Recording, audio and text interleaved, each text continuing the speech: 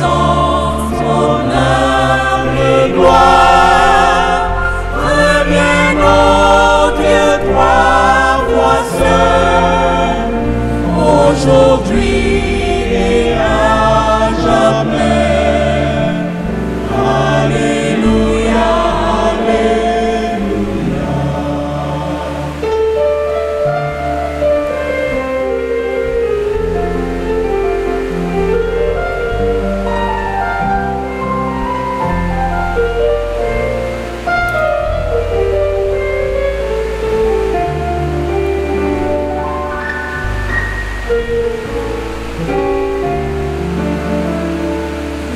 D'amour et de joie, que ma vie soit toute à toi. Chant d'amour et chant de joie. Alléluia, Alléluia.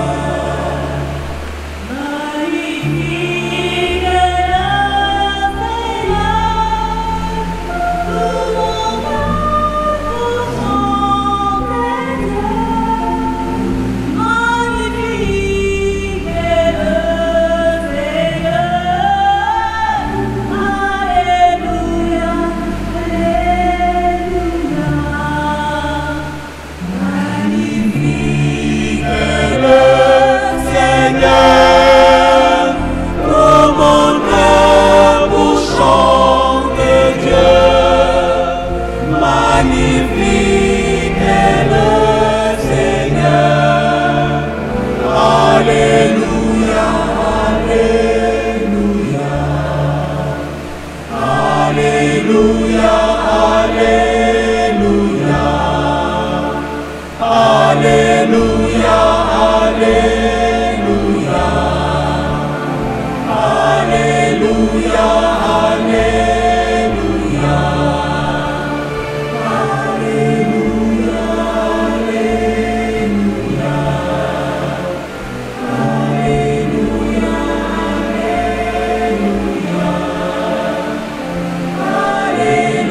Alléluia,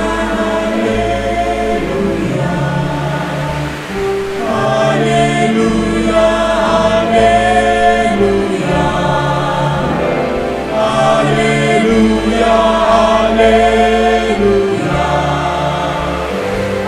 Alléluia, Alléluia. Alléluia,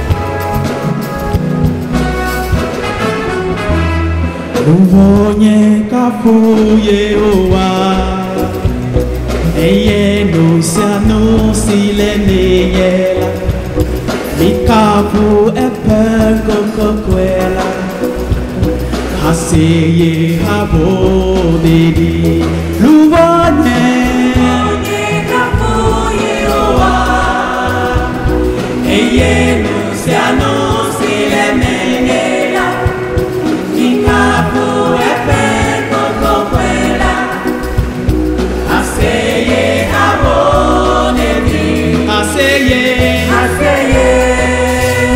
nedi Aseye abonedi Kafu kafu namau Aseye nedi Aseye Mito aseye Kafu kafu kafu namau aseye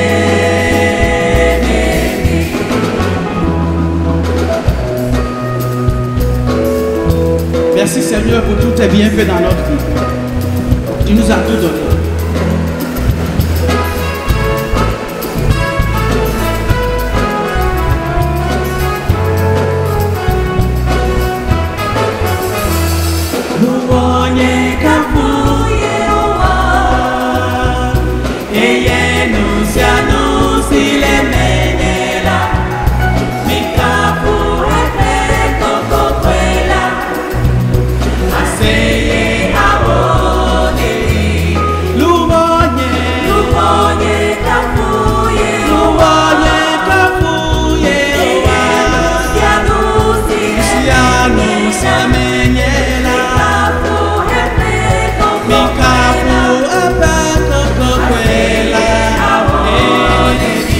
Aseye, aseye, abonedi, Kristo tawo, minto aseye, kafu, yoba, namawu, nedi, aseye, aseye, abonedi, Kristo tawo, minto aseye. Kafu, Yehowa, namawu, nedi. Aseye, aseye, habo, nedi. Kristo tawo, minto aseye. Mikafu, Yehowa, namawu, nedi. Aseye.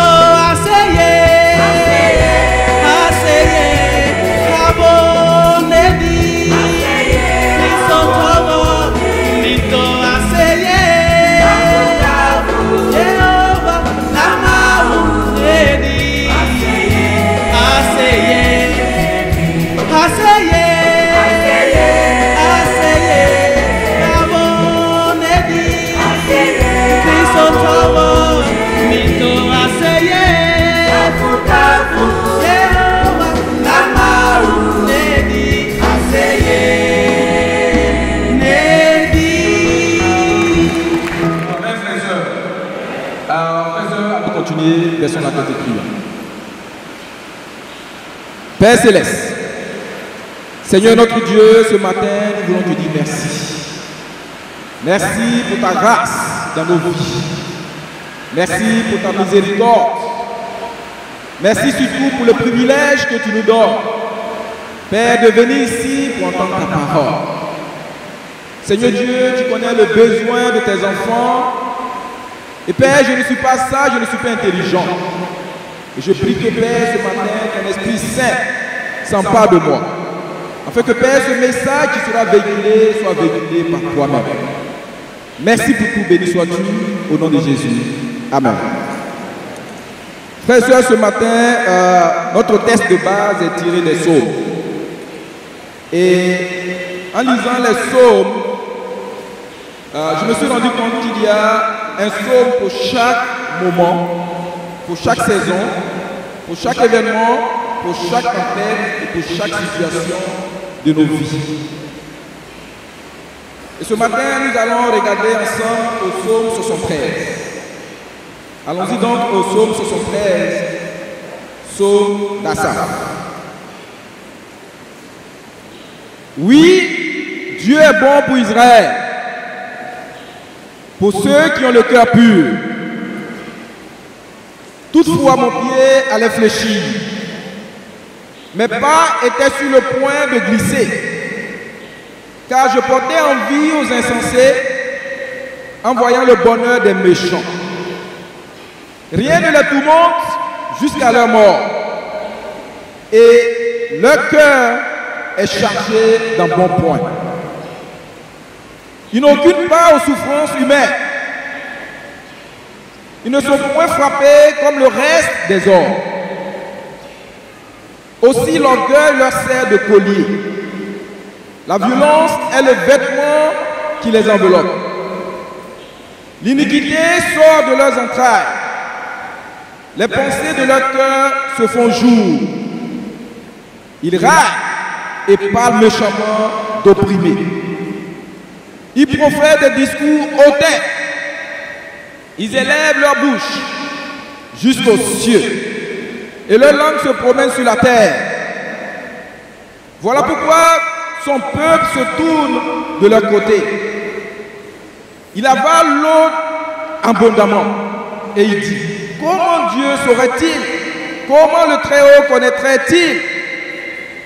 Ainsi sont les méchants, toujours heureux. Ils accroissent leur richesse. C'est donc en vain que j'ai purifié mon cœur et que j'ai lavé mes mains dans l'innocence. Chaque jour, je suis frappé. Tous les matins, mon châtiment est là. Si je disais, je veux parler comme eux, voici, je trahirai la race de tes enfants. Quand j'ai réfléchi là-dessus, pour m'éclairer, la difficulté fut grande à mes yeux, jusqu'à ce que j'eusse pénétré dans les sanctuaires de Dieu et que j'eusse pris garde au sort final des méchants. Oui, tu les places sur des voies glissantes, tu les fais tomber et les mets en ruine. Et quoi? En un instant, les voilà détruits. Ils sont enlevés, anéantis par une fin soudaine. Comme un songe au réveil, Seigneur, à ton réveil, tu repousses leur image. Lorsque mon cœur s'aigrissait et que je me sentais percé dans les entrailles, j'étais stupide, sans intelligence. J'étais à ton égard comme les bêtes. Cependant, je suis toujours avec toi. Tu m'as saisi la main droite. Tu me conduiras par ton conseil. Puis, tu me recevras dans la gloire. Quel autre ai-je au ciel que toi? Et sur la terre, je ne prends plaisir qu'en toi. Ma chair et mon cœur peuvent se consumer. Dieu sera le rocher de mon cœur et mon partage. Car voici, ceux qui s'éloignent de toi périssent. Tu anéantis tous ceux qui te sont infidèles. Pour moi, m'approcher de Dieu, c'est mon bien. Je place mon refuge dans le Seigneur, l'Éternel, afin de raconter toutes tes œuvres. Amen, frères et sœurs. Et frères et sœurs, pour comprendre ce psaume, il est important de connaître l'auteur. L'auteur, c'est Asaph. Asaph est un personnage biblique qui était un lévite. Et dans la tribu de Lévite, c'était un adorateur, un conducteur de louanges, un auteur, compositeur, interprète, percussionniste. Il jouait des cymbales, il écrivait des psaumes, des chants magnifiques. Il était fils de Bérikia. Asaph était un des chefs de la chorale nommé par David. Avec Hénan et Étan, il exerce son service par le chant devant le tabernacle, jusqu'à ce que Salomon eut bâti le temple de l'Éternel à Jérusalem. Asaph était aussi un prophète dans le sens de parler pour Dieu. Il prêchait la parole, il enseignait. Il exerçait donc un ministère spirituel et prophétique, afin que les chants soient louanges, mais aussi édifiants pour le peuple de Dieu. Asaph était toujours en relation avec Dieu. Il chantait pour sa gloire. Et être près de Dieu, c'était son bonheur. Mais s'il prenait plaisir, frères et sœurs, à habiter dans la maison de Dieu, chanter à sa présence. Asaph aussi se tenait aussi dans les rues, dans les places, en relation avec des hommes. Il connaissait les réalités de la vie quotidienne et il faisait mention de cela dans ses prières. Et vous savez, Asaph est l'homme des comment, des pourquoi, des jusqu'à quand. Son cœur était rempli de questions et celle de tous les hommes devant les injustices, devant la tragédie, frères et sœurs, devant le bonheur des méchants, celle des croyants dans l'épreuve et l'absence d'intervention de leur Dieu.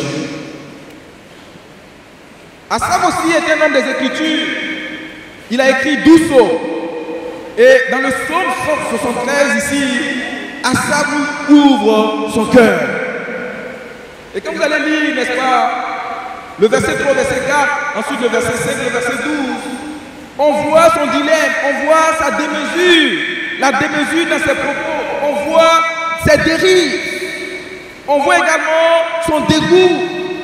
Et aussi au verset 13, on voit ses doutes. Amen, frères et sœurs.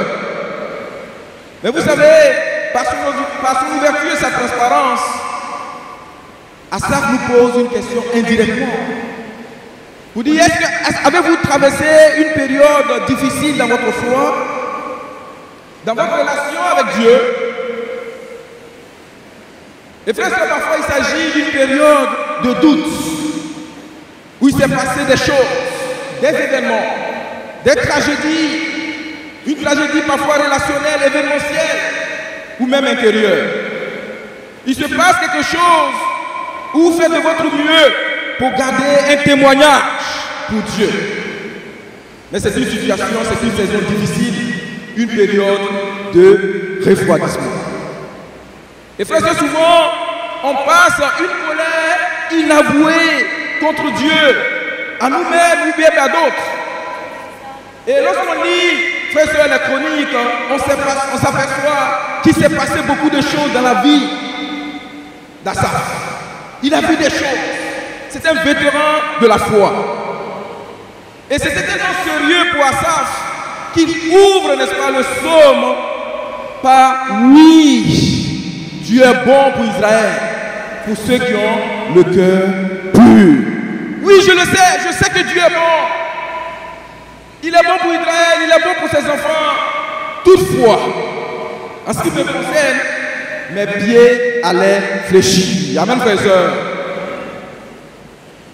Et si nous voulons utiliser un langage moderne, il dirait, j'étais au point de tout balancer, de tout lâcher dans ma foi. Et ici, il prend une image visuelle. Il dit, j'ai failli me faire emporter. Mes frères et sœurs, comme je l'ai dit, nous ne savons pas exactement de quoi c'est qu'il vivait comme situation. Mais dans cette situation troublante, il était toujours au service de Dieu. On pourrait voir au verset 14, il dit, chaque jour je suis frappé. Et on ne connaissait pas la nature exacte de sa souffrance. Est-ce une maladie? Est-ce une tragédie? Est-ce un événement inexplicable? Une opposition, une défaite, l'injustice? Est-ce une situation soudaine ou à long terme? Nous ne connaissons pas la nature exacte de la souffrance, mais Asaph écrit prophétiquement, frères et sœurs, pour des milliers de chrétiens que nous sommes à travers tous les âges. Parce que croyez-moi, frères et sœurs, nous ne pouvons pas marcher sincèrement avec Dieu sans avoir des moments pareils. Et ceux qui ont une vie légère, frères et sœurs, ne connaissent pas ces moments-là. Seulement ceux qui ont le désir d'honorer Dieu, qui vivent, n'est-ce pas, cette situation. Amen, frères et sœurs. Et dans ce psaume, frères et sœurs, on voit une déclaration publique. Mais on voit également son désarroi profond. On voit également le dilemme. Il vit une dualité. Il vit un déchirement, frères et sœurs. Et je sais que beaucoup d'entre nous, frères et sœurs, vivons des situations pareilles. Asaph dit, Dieu, je me garde pour toi. J'essaie d'être généreux. Mais eux, ils ne connaissent rien de la misère des hommes. Moi, j'essaie de t'honorer, Dieu. J'essaie de grandir pour devenir quelqu'un. qui représente ton cœur, de marcher dans l'humilité, dans le respect des autres. Mais eux, ils ont des colliers d'arrogance. Et frères, quand on lit profondément, on se rend compte que ce n'est pas seulement des incroyants. Même le peuple de Dieu sait, n'est-ce pas, s'est habitué à vivre comme les méchants, ceux qui ne connaissent pas Dieu. Et parfois, en tant que chrétiens, pour ceux qui sont engagés, on est vraiment indignés quand on voit des chrétiens qui étaient fidèles et qui étaient engagés dans l'œuvre de Dieu et qui à un moment se détournent de la foi. Et pour les chrétiens engagés, à un moment donné, on se sent mal de voir qu'on investit dans la vie de quelqu'un et à la fin, voilà comment cette personne est en train de vivre. Et dernièrement, j'ai vécu une situation comme ça avec un frère que j'ai connu, que nous avons aidé où on s'est investi vraiment dans sa vie. Et dernièrement, on m'a appris qu'il ne venait plus à l'église. Et donc j'ai pris soin de l'encourager, de l'appeler. Et à un moment, je dis, comme il ne répond pas aux appels, ce que je vais faire, je vais lui envoyer un message. Et donc dans le message, je dis que j'essaie de te joindre, mais malheureusement, tu ne décroches pas. S'il te plaît, on peut se voir juste pour échanger. Et le message que j'ai reçu, c'est non. Simplement non. Mes frères et sœurs, j'étais peiné, j'étais malade. Et je me posais la question, comment est-ce que ce frère a pu arriver dans une telle situation, à ce niveau, où il refuse de voir ses propres amis, il refuse de voir même l'aide, il refuse de recevoir l'aide des dirigeants que nous sommes. Et Asaph se trouvait dans cette situation. Il a conduit le peuple dans la louange. Il a vu des gens qui aimaient Dieu et qui boivent l'eau de ce monde, loin de Dieu. Et je pense que frères et sœurs, nous avons besoin de faire attention dans des saisons difficiles, dans des saisons de désarroi, frères et sœurs. Faisons attention parce que souvent il y a de la démesure. Il y a de la démesure, il y a une dimension de dérive. Et dans cette situation de désarroi, vous savez, Asaph a dit des choses qui ne sont pas vraies. Il va dire des choses qui ne sont pas vraies. On peut voir sur verset 4 ou verset 5. Il dit rien ne la tourmente jusqu'à la mort et leur corps est chargé d'un bon point. Au verset 12, il dit ainsi sont les méchants, toujours heureux, ils accroissent leur richesse.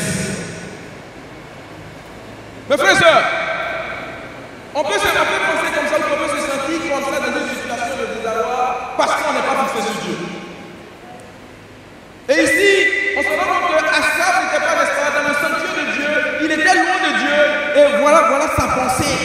Sa pensée, c'est rien ne tourmente les méchants, ceux qui ne connaissent pas Dieu, jusqu'à leur mort. Leur corps est chargé d'un bon point. Au verset 12, il dit, ainsi sont les méchants, toujours heureux. Est-ce que c'est vrai? Ce n'est pas vrai, amen, frères et sœurs. Dans nos versions, la Bible dit, ils sont exempts de souffrance jusqu'à la mort, ils ont santé en bon point, toujours tranquilles, ils accumulent les richesses. Oui, quand on se trouve dans une situation de désarroi et de doute, ce que Satan te fait miroiter, c'est de magnifier les apparences de richesse des incroyants. Il te rend insensible à la parole de Dieu. Et derrière tout ça se trouve Satan. Parce que quand tu es dans le sanctuaire de Dieu, tu ne vois pas les choses de cette manière. Quand on vit, n'est-ce pas, une tragédie, quand on est loin de Dieu, on a une certaine façon d'analyser, de voir les choses. Mais quand on est dans le sanctuaire de Dieu, on a une autre vision des choses. Et il y a quelques années, j'avais vécu une situation, et ma femme est là, je vais sous le contrôle de ma femme. Et je suis sorti un jour et j'ai rencontré un ami d'enfance. Il m'a vu au bord de la route, il m'appelle, il me dit, mais tu fais quoi? Je dis, non, j'habite à côté, il dit, monte. Je monte dans sa voiture, il m'amène dans un restaurant, on mange. Il dit, prends tout ce que tu veux, je mange. On est dans la voiture, il garde quelque part, il fait plus de 15 minutes,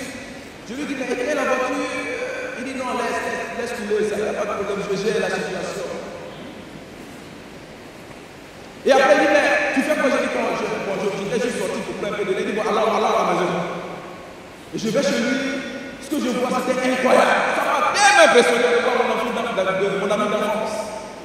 Et il m'emmène, il me fait goûter ceci, il va me payer quelque chose pour moi. Je regarde la maison et je suis touché.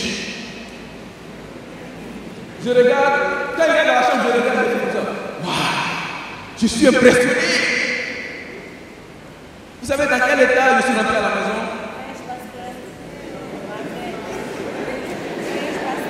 Très abattu. J'arrive et ma femme, elle se rend compte que ce n'est pas le même gars qui est sorti d'ici. Je suis là, elle dit chérie, il y a quoi? Il dit chérie, tu sais, sur la terre, nous on est venu accompagner les autres.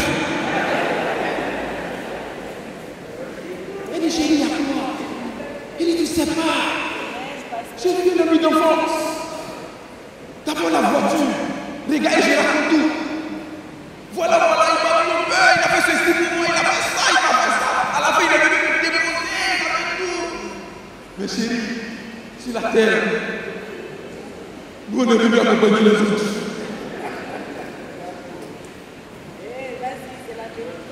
Et ma femme me regarde, et puis elle me dit, chérie, toi tu as oublié que tu es pasteur.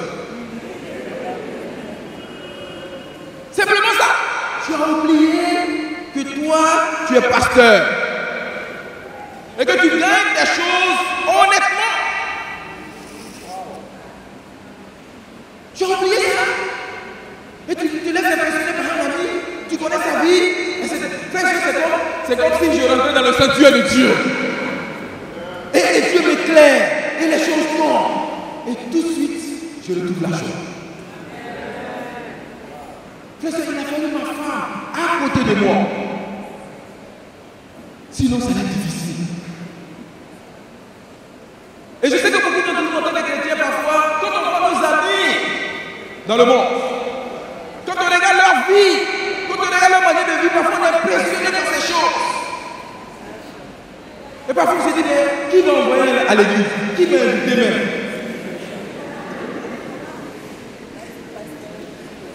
Et vous savez, quelques années plus tard, je pense qu'il y a 2 ans, chérie, je pense 2 ans, ce même ami que j'ai vu, un ami impressionnant, qui m'a touché avec tous ces trucs et tout ça, un matin, il vient me demander 40 minutes. Je suis tombé du matin. Et est-ce que j'ai vu? Il dit, mais en réalité, j'ai fait des choses bizarres. Et là, je vais essayer de chercher de l'argent pour rembourser. Et là, je suis obligé d'aller me cacher parce que le monsieur en question me cherche et je lui dois des millions. Et là, je me mets, je me dis, attends. Et je sais que beaucoup de chrétiens, la vie des autres dans le monde, on se dit qu'on n'a rien. On se dit, mais on cherche quoi ici même? Mais laisse-moi te dire que tu as choisi le chemin de la vérité. Amen, frère et soeur. Parce que si tu ne vivais pas sur ce chemin de la vérité, c'est sûr que toi et moi, on allait faire des faux coups. Et ça, c'est sûr. Et j'ai un ami qui est disciple. Je ne vais pas dire le nom de la société parce qu'il y a ses collègues ici. Et qui est venu me voir la semaine dernière. Il dit, parce que je vais te dire quelque chose parce que je me sens très mal. Dans notre structure, on est chargé de veiller sur les marchandises qui rentrent dans le pays et tout. Et mon patron me tend un papier, il m'a dit d'analyser et je vois la fraude. Et donc moi je bloque le dossier et le patron dit, bien fait mon petit, tu travailles bien. Et dans les détails, il consulte, n'est-ce pas, le dossier, il se rend compte que c'est le dossier d'un de ses clients, de ses 6 clients. Et il dit au frère, ferme les yeux. Fais comme si tu n'as rien vu. Et il dit, viens voir mon petit, laisse tomber. Et il se prépare, il dit, attends, moi j'ai traité le dossier, et ce dossier-là ne doit pas passer, sa marchandise a besoin d'être bloquée au port, ça ne peut pas. Et il y a un autre qui dit, mon fils, mon ami, si tu tu veux d'aller au travail, ferme les yeux, laisse faire. Mais c'est tellement mal qu'il allait voir le patron pour lui dire, écoute, moi, si je suis là parce que c'est parce que je suis chrétien, et je ne peux pas fermer les yeux sur ce qui est clair. Et ma conviction, c'est que le dossier de ce monsieur a besoin d'être bloqué. Et maintenant, moi, tout ce que j'ai fait, c'est que j'ai transmis le dossier et j'ai bloqué ce dossier. Maintenant, si tu fais quelque chose d'autre, c'est ta responsabilité et non ma responsabilité. Parce qu'il voulait être juste, il voulait être honnête dans son travail, à même frère et soeur. Et il me disait, on a le même salaire. Mais tu les vois venir le matin dans les voitures, tu comprends? J'imagine, avec ce salaire, comment ils arrivent à s'acheter de telles voitures?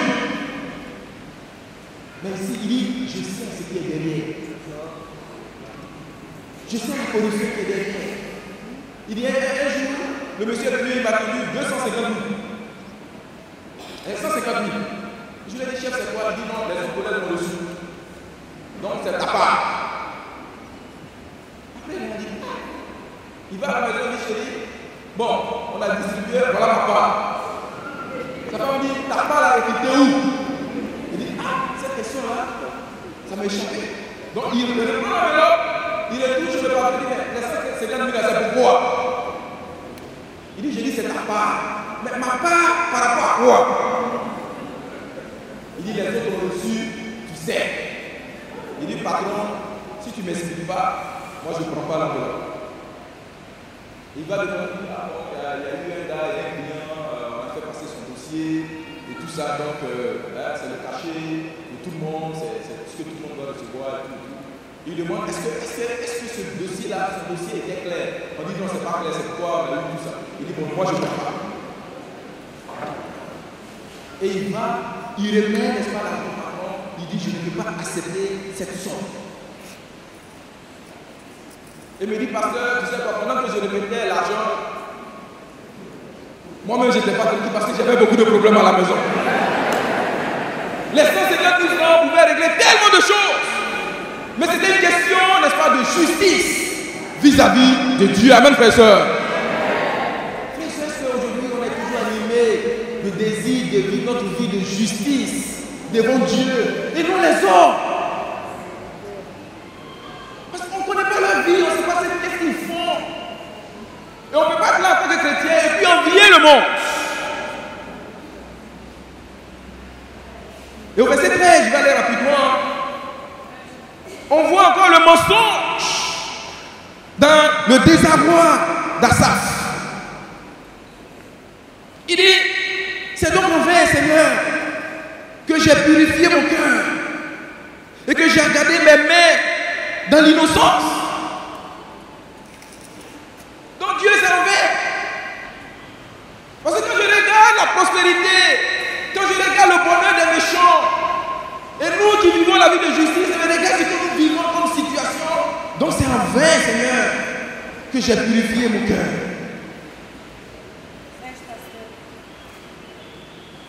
Et ce matin, nous on peut se poser la question, Seigneur, est-ce pour rien qu'on s'est donné aux autres, qu'on a servi dans la justice, qu'on a servi dans la passion, frères et sœurs? Vous savez, il y a un best-seller, un livre qui a été vendu à plusieurs millions de copies. Et ce livre a été traduit dans une quinzaine de langues, qui a touché tellement de personnes. Et ce livre a été écrit par Harold Kushner, un livre qui parle de l'Holocauste et de beaucoup d'événements. Et dans son livre, il pose la question de savoir pourquoi les choses mauvaises, ou bien les choses mauvaises, pardon, arrivent à de bonnes personnes. Et la question qu'il pose dans son livre, qu'il cherche, n'est-ce pas, qu'il cherche à répondre, c'est pourquoi les mauvaises choses arrivent aux bonnes personnes. Et c'est sûr qu'en tant que chrétien, parfois dans notre vie chrétienne, on se pose beaucoup de questions. Pourquoi quelqu'un qui vit sa vie de justice, pourquoi de bonnes choses, de mauvaises choses arrivent à de bonnes personnes? Et la question d'Asaph ici, c'est pourquoi les bonnes choses arrivent à de mauvaises personnes? C'est le contraire. Pourquoi les bonnes choses arrivent à de mauvaises personnes? Et voilà le cœur d'Asaph ici. Et dans cette situation, frères de désarroi, disons simplement à Dieu que ce n'est pas seulement en vain que nous nous tenons devant lui. Dieu est fidèle et Dieu saura nous récompenser. Amen, frères et sœurs. Et ce matin, Dieu n'a pas de problème avec nos doutes. Dieu ne te condamne pas, frères et sœurs. Mais quand tu traverses ta période, n'est-ce pas, de doute, ne t'éloigne pas de Dieu. Amen, frères et sœurs. Et on peut voir plusieurs exemples. En Jean chapitre 1, verset 44 à 46, vous allez lire. Jean chapitre 1, verset 44 à 46. Il s'agit de Philippe et Nathanaël. Philippe dit à Nathanaël, nous avons trouvé celui dont Moïse a parlé dans la loi et dans les prophètes, et que les prophètes ont annoncé. Nathanaël répondit, de Nazareth, que peut-il venir de bon de Nazareth? Philippe dit, viens et vois toi-même. Frère, moi je suis convaincu que parfois nous venons à Dieu, pas parce que nous étions vraiment confiants dans chaque aspect de notre vie. Et moi, le jour qu'on me baptisait, la question que j'ai posée au pasteur, est-ce que tu es sûr que cette vie, moi je peux la vivre? En fait, je n'ai pas répondu avec confiance, avec assurance. J'ai vu le défi et mon souhait c'était de vivre cette vie de justice. Et après avoir calculé avec le pasteur Kofi, je me souviens encore à Bébo, il me dit, mais est-ce que tu veux te faire baptiser? Je me dis, je n'ai aucun problème pour me faire baptiser. Mais la question que moi je vais te poser là, est-ce que tu es sûr que moi je peux vivre cette vie? Amen, frère et soeur. Parfois nous approchons de Dieu avec beaucoup de doutes. Dieu n'a pas de problème avec nos doutes.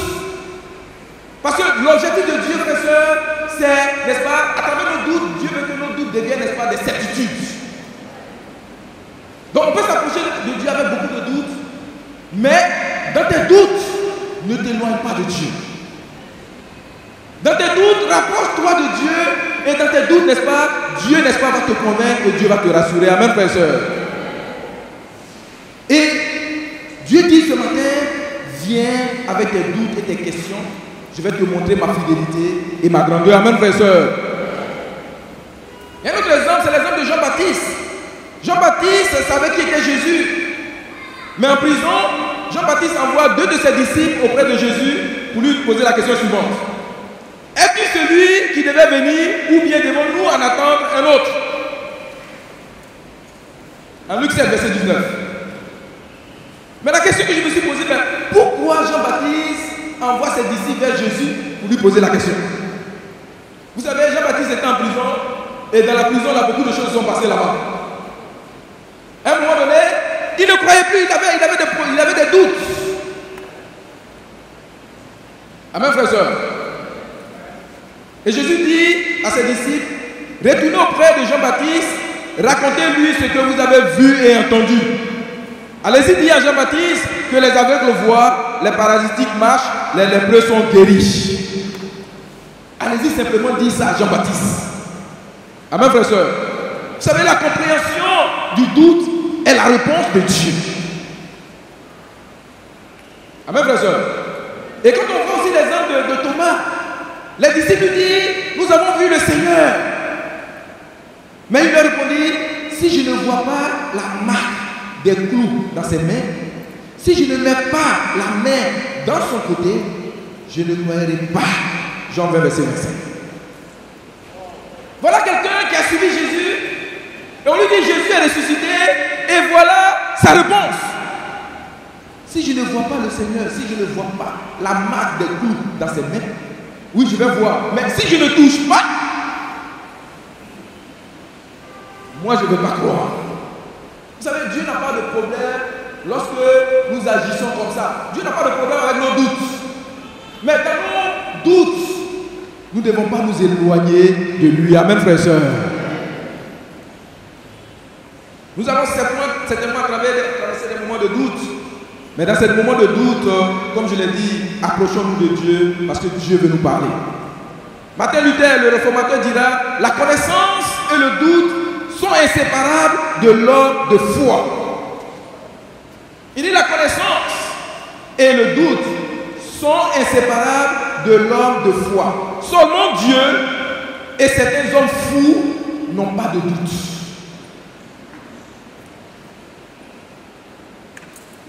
La connaissance et le doute sont inséparables de l'homme de foi. C'est-à-dire que si nous sommes, n'est-ce pas, des hommes de foi, la connaissance et le doute sont inséparables. Il dit: seulement Dieu et certains hommes fous n'ont pas de doute. Et Francis Bacon, c'est un théologien, éducateur de très haut niveau, homme d'éducation parmi les plus influents de l'histoire, le père des fondements du droit à l'éducation universelle, a dit: si un homme commence avec des certitudes, il finira par des doutes. Mais s'il commence avec des doutes, il finira par des certitudes. Si nous commençons, frères et sœurs, avec des certitudes, nous finirons, frères et sœurs, avec des doutes. Mais si nous commençons avec des doutes, nous finirons avec des certitudes. Amen, frères et sœurs. Et dans l'expérience, quelques expériences que moi j'ai eues dans la foi, ce que j'ai pu voir, c'est j'ai vu des chrétiens au début de leur baptême très zélés. Et moi je fais attention aux chrétiens qui sont baptisés très zélés au départ. Très zélés au départ. Parce qu'en fait, tu n'as pas de connaissance, mais tu as un zèle. Bon, nous on appelait ça zèle footballé. Ça c'est vrai. Il a un zèle, tout ça, il te voit, il soulève. Je me souviens, on était à Bobo et James qui est là m'a dit, on avait un gars comme ça, il dit: faisons attention à ce gars-là, on est sûr qu'il ne va pas rester. Effectivement, il n'est pas resté, il est parti. Mais on peut voir des gens qui sont là, qui commencent avec des doutes au départ et tout, et maintenant dans les épreuves, dans les situations, n'est-ce pas, Dieu confirme les choses et ils sont là. Ce n'est pas seulement les gens les plus chauds au départ qui restent. On peut commencer avec des doutes, au fur et à mesure, on est gagné en confiance. Amen, frères et sœurs. Amen. Et c'est ce que Francis Bacon, n'est-ce pas, a dit. Et moi je suis convaincu d'une chose: ce qui est obscur aujourd'hui s'éclairera demain. Il y a des choses que nous n'allons pas comprendre. C'est-à-dire que ce n'est pas nos questions. Asaph était un gars des questions. Pourquoi Dieu? Comment? Pourquoi ça? Pourquoi ça? Pourquoi? Quand vous lisez les sondes, lui il regarde la situation, il pose des questions à Dieu, parce qu'il est dans la présence de Dieu, il voit la grandeur de Dieu, il regarde les gens dans la foule, et il voit la situation du peuple, et il comprend: mais comment Dieu est si grand? Et puis il regarde ton peuple: je ne comprends pas, pourquoi Dieu te fait comme ça? C'est ça. Moi, ce que je sais, que ce qui est obscur aujourd'hui va s'éclairer demain. Donc, mes doutes aujourd'hui là vont s'éclairer demain. Donc, j'arrête de me poser trop de questions. Parfois, quand on travaille des tragédies, on se pose tellement de questions. Mais je vous assure, nous n'aurons pas de réponse. Mais je comprends, frères et sœurs, quand on travaille une situation, on veut attribuer, je lisais un livre pour dire, en Afrique, il y a une situation, on veut attribuer la situation à quelqu'un pour être tranquille. C'est-à-dire que quand il y a une tragédie, on veut chercher à savoir qui est derrière. Et quand je trouve celui qui est derrière, là, je suis tranquille. Mais tant que je n'ai pas trouvé ce qui est derrière, je ne suis pas. Donc l'homme cherche. On cherche à savoir pourquoi cette tragédie. Moi, c'est un chrétien. Mais pourquoi des choses comme ça peuvent arriver à un chrétien? Etc. Parce qu'en Afrique, notre mentalité, c'est de chercher toujours. C'est-à-dire que quelqu'un de responsable derrière chaque acte qui est posé. Et c'est ça notre problème, frères et sœurs. Nous devons apprendre, frères et sœurs, à faire confiance en Dieu et de garder nos questions. Moi, je suis sûr qu'un jour, Dieu va nous donner toutes les réponses. Amen, frères et sœurs. Alors, qu'est-ce qui va arriver? Qu'est-ce qui va se passer dans la vie d'Asaph? Quand il a exprimé son désarroi, Asaph n'est pas resté dans sa situation. Asaph va faire quelque chose d'extraordinaire. Amen, frères et sœurs. Il va maintenant à la découverte de Dieu pour comprendre les choses. Et le verset 16 nous situe la découverte, n'est-ce pas, d'Asaph. Au verset 16, il dit: quand j'ai réfléchi au-dessus pour m'éclairer, la difficulté fut grande à mes yeux.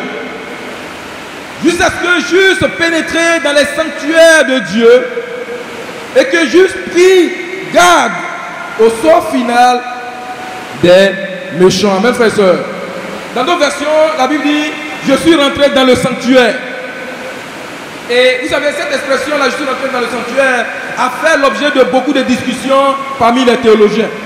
Certains disent que Asaph, dans sa situation de désarroi, a quitté le sanctuaire. Et la plupart des théologiens disent que Asaph n'a pas quitté le sanctuaire, il était là physiquement, il chantait toujours, il dirigeait, mais son cœur était loin de Dieu.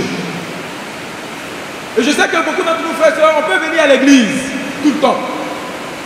On peut être présent, on peut participer aux activités de l'église, frères et sœurs. Mais nous traversons des situations de désarroi. On est là physiquement, mais notre cœur n'est pas là. Les choses de Dieu, les soeurs, frères et sœurs, sont devenues des routines pour nous. Venir à l'église, c'est la routine pour nous. Prier, c'est la routine pour nous.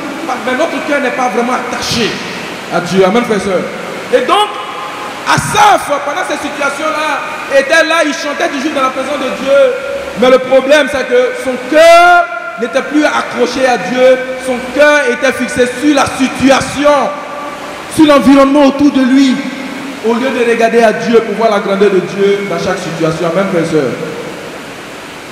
Et frères et sœurs, quel que soit ce que nous traversons, quelle que soit notre situation, nous ne devons pas nous éloigner de Dieu. Amen, frères et sœurs. Nous devons venir de la présence de Dieu, écouter sa parole simplement. Une parole prononcée par un frère ou bien une sœur te gardera. Et pour Asaph, c'était peut-être qu'en chantant devant la présence de Dieu, peut-être un message ou un témoignage ou une prière. On ne sait pas. Mais dans la présence de Dieu, l'Esprit est venu chercher son cœur. Amen, frères et sœurs. Le verset 21 au verset 22, la Bible dit, lorsque mon cœur s'aigrissait et que je me sentais percé dans les entrailles, j'étais stupide, sans intelligence, j'étais à ton égard comme des bêtes. Amen, frères et sœurs. Regardez l'attitude de quelqu'un qui parlait d'une certaine façon au premier verset, et maintenant il rentre dans la présence de Dieu. Voyez comment maintenant il se regarde. Il dit, lorsque mon cœur s'aigrissait et que je me sentais percé dans les entrailles, j'étais stupide. Et comment Asaph, n'est-ce pas, comprendre qu'il est stupide? C'est parce qu'il est rentré dans la présence de Dieu. Amen, frères et sœurs. Il rentre dans la présence de Dieu et il voit maintenant la situation autrement. Il dit, mon cœur, dans d'autres versions, mon cœur était amer, je me comportais comme une bête. Et dans cette situation de désarroi, on ne peut pas imaginer à quel point on est capable d'aller loin. Oui. Dans une situation de désarroi, on ne peut pas s'imaginer à quel point on peut aller loin. Et je sais que pour la tragédie que nous avons connue la semaine dernière, beaucoup d'entre nous sommes allés loin. Nous sommes allés loin. Il y a un frère qui m'appelle, il sait bien que je suis le pasteur. Il me dit, mais pasteur, je vais te dire pourquoi Dieu a fait ça. Là, je ne suis pas d'accord avec ça.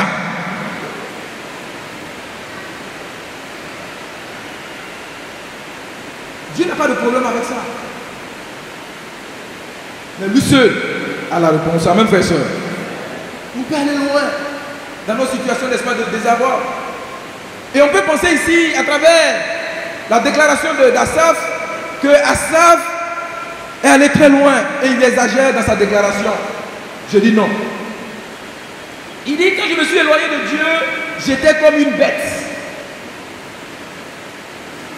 Mes frères et sœurs, vous savez comment les bêtes réagissent, hein? On peut dire les bêtes sont sans intelligence, etc., etc. Mais les bêtes ne saisissent pas l'autre dimension au-delà de la peur du moment. C'est-à-dire que quand tu réfléchis sans intelligence, tu ne regardes pas l'autre aspect au-delà de ta peur du moment. C'est-à-dire que c'est ta peur du moment, n'est-ce pas, qui te... C'est sur cette peur-là que tu es focalisé. Donc c'est ta peur du moment. Donc tu réagis en fonction de ta peur du moment, mes frères et sœurs. Et ce que je sais aussi, c'est qu'une bête attaque, c'est qu'elle ne comprend pas.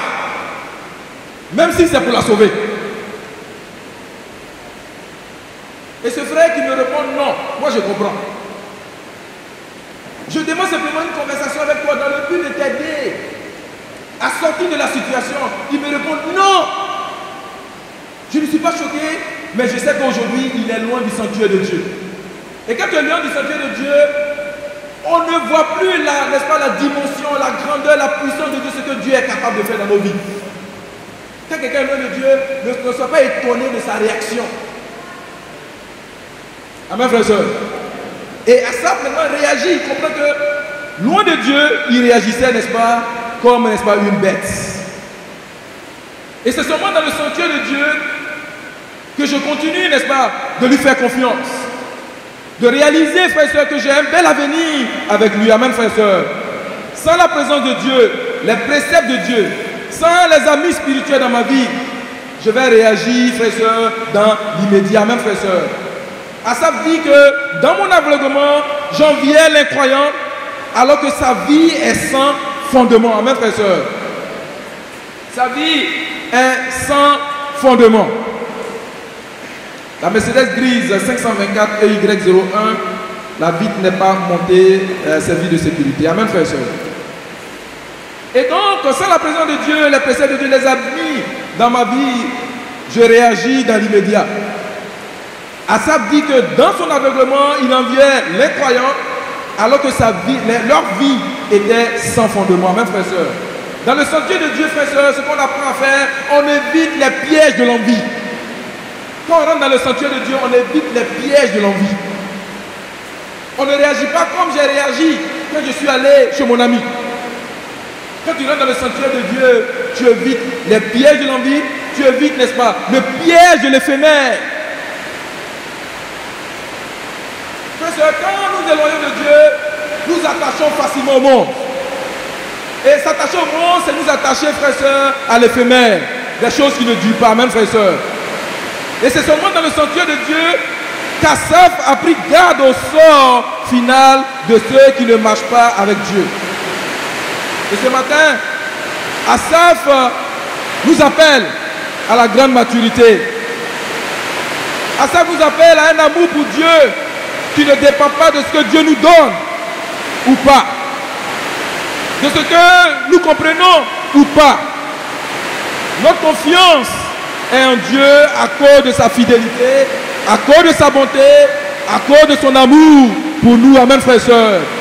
Et notre cœur est fixé sur Dieu à cause de sa fidélité passée, à cause de sa fidélité présente et à cause de sa fidélité future. Amen, frères et sœurs. Donc ne venons pas à Dieu pour ce que nous gagnons. Et moi personnellement, j'ai un problème avec ceux qui prêchent l'évangile de la prospérité. Oui, Dieu va nous bénir, mais les épreuves aussi seront là. Donc l'évangile n'est pas seulement la bénédiction. Parce que les bénédictions que nous avons ici sont des bénédictions éphémères. C'est ici-bas. C'est des choses que nous allons laisser, frères et sœurs. Il est l'heure de penser à notre vie après cette vie de la terre là. Qu'est-ce qui nous attend après cette vie que nous connaissons, frères et sœurs? Il est l'heure de réfléchir à ça. Il est l'heure de nous attacher à notre relation avec Dieu. Et de ne pas nous attacher à la terre. On peut s'attacher à beaucoup de choses ce matin. À notre travail, à notre vie de famille, à beaucoup de choses. On peut s'accrocher à nos investissements, à beaucoup de choses. Frères et sœurs, il est l'heure de rentrer dans le sanctuaire de Dieu et d'apprécier la bonté, la grandeur, la fidélité de Dieu dans nos vies. Amen, frères et sœurs. Et avant de finir, le verset 15. Je vais finir parce que je commence à me souffler à cause de la pluie. Au verset 15, il dit, si je disais, je veux parler comme eux, voici, je trahirai la race de tes enfants. Amen, frères et sœurs. Il dit, Seigneur, c'est vrai que je les envie, mais si je veux parler comme eux, je trahirai la race de tes enfants. Amen, frères et sœurs. Et ce matin, ce que nous devons retenir de ce verset-là, Simplement, c'est que tu as un témoignage. Le monde te regarde. Il y a des gens qui regardent à ta vie. Tu as un témoignage pour ceux qui t'entourent. Mais ce matin, est-ce que nous voulons penser comme le monde? Est-ce que nous voulons parler comme le monde? Est-ce que nous voulons vivre comme le monde? En vivant comme le monde, en parlant comme le monde, frères et sœurs, nous allons trahir la race de nos enfants, mes frères et sœurs. Nous allons trahir la génération à venir. Il est l'heure, frères et sœurs, de comprendre la responsabilité que nous avons de communiquer la vérité de Dieu à tout le monde. Et de comprendre que lorsque nous rentrons dans le sentier de Dieu, Dieu élève notre perspective des choses. Amen, frères et sœurs. Quand on rentre, n'est-ce pas, dans le sentier de Dieu, nous comprenons que derrière ce que nous voyons, derrière, n'est-ce pas, le décor, derrière le rideau, Dieu est en train d'œuvrer pour nous. Amen, frères et sœurs. Et ce matin, ne regardons pas à notre vie d'aujourd'hui, à ce que nous vivons comme situation, à ce que nous voyons, mais regardons au travail de Dieu derrière le rideau. Parce que quand tu regardes le rideau, tu as l'impression que Dieu ne travaille pas. Mais derrière le rideau, Dieu est en train d'œuvrer, Dieu est en train de travailler pour nous, frères et sœurs. N'envions pas le monde, rentrons dans le sanctuaire de Dieu, afin que Dieu élève nos perspectives.